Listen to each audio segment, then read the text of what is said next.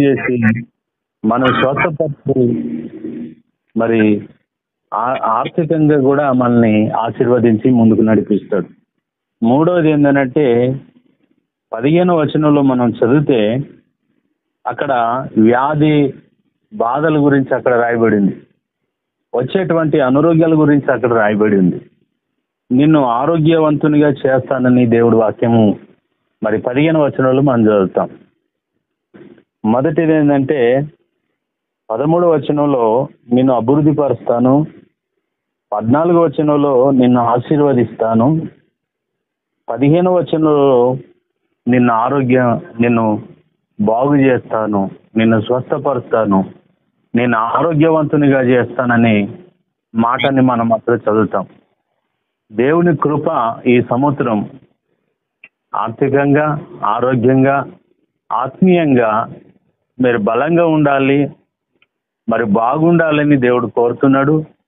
ఈ నూతన సంవత్సరాల్లో ఒక నూతన నిర్ణయంతో మీ కుటుంబము ప్రవేశించాలని ప్రభుపేట మనవి చేస్తున్నాను. ఇలాంటి మరి ఇంకా రానున్న దినాల్లో ఎన్నో ఘనమైన కార్యాలు మీ పట్ల, మీ జీవితం పట్ల దేవుడు జరిగించాలని మా యొక్క ప్రార్థన, సంఘ ప్రార్థన, సేవకుల ప్రార్థన మీ అంట ఉంది. మీరు దేవుని వైపు చూసి ముందుకు నడవండి, నిరాశపడకండి. వచ్చే శ్రమలు వస్తాయి పోతాయి, వాటిని చూసి ఎప్పుడు మనం కుంగిపోకుండా దేవుని వైపు చూసి దేవుని మీద ఆధారపడి మనం ముందుకు వెళ్తే దేవుడు ఖచ్చితంగా మరి అభివృద్ధి వైపు, ఆశీర్వాదం వైపు, ఆరోగ్యం వైపు మనం తీసుకుని వెళ్తాడు. అలాంటి కృప దేవుడు మీకు దయచేస్తాడు. నేను మరి వచ్చేటువంటి శ్రమలు 3 రకంగా వస్తాయి. ఒకటి, వచ్చే శ్రమలు దేవునికి దగ్గరగా చేయడానికి వస్తాయి. కొన్ని శ్రమలు, కొన్ని ఆపదలు, కొన్ని ఇబ్బందులు ఎందుకు వస్తాయంటే దేవుని దగ్గర చేయడానికి వస్తాయి. కొన్ని శ్రమలు దేవుని దగ్గర నడిపిస్తాయి. కొన్ని శ్రమలు రాగానే దేవుని మీద ఆధారపడతాం, దేవా నువ్వే దిక్కు అని అంటాం. కొన్ని శ్రమలు ఎందుకు వస్తాయంటే దేవుని దగ్గర చేయడానికి వస్తాయి. రెండో రకమైన శ్రమలు ఎందుకు వస్తాయంటే సాక్ష్యం కొరకు వస్తాయి. అంటే ఏదో ఒక శ్రమలలో, ఇబ్బందులలో నువ్వు మొరపెట్టగా దేవుడు అద్భుతం చేస్తే అది నీ జీవితంలో ఒక గొప్ప సాక్ష్యం. శ్రమలు లేకుండా సాక్ష్యం లేవు అంటే సాక్ష్యం కొరకు శ్రమలు వస్తాయి. అవి నిన్ను బలమైన వ్యక్తిగా, సాక్షిగా నిలబెట్టుకుంటాయి.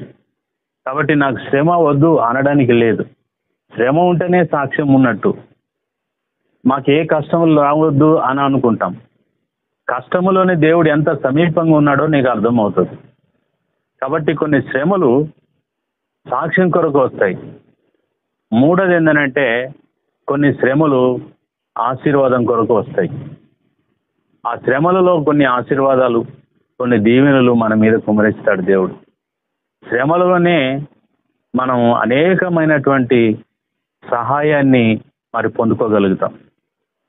ఈ శ్రమలు మన మేలు కొరకు వస్తాయని దేవుని వాక్యము తెలివిస్తుంది. కాబట్టి శ్రమలు వచ్చేటి అన్నిటినీ మనం ఎందుకు వస్తున్నాయని మనం ప్రశ్నించకూడదు.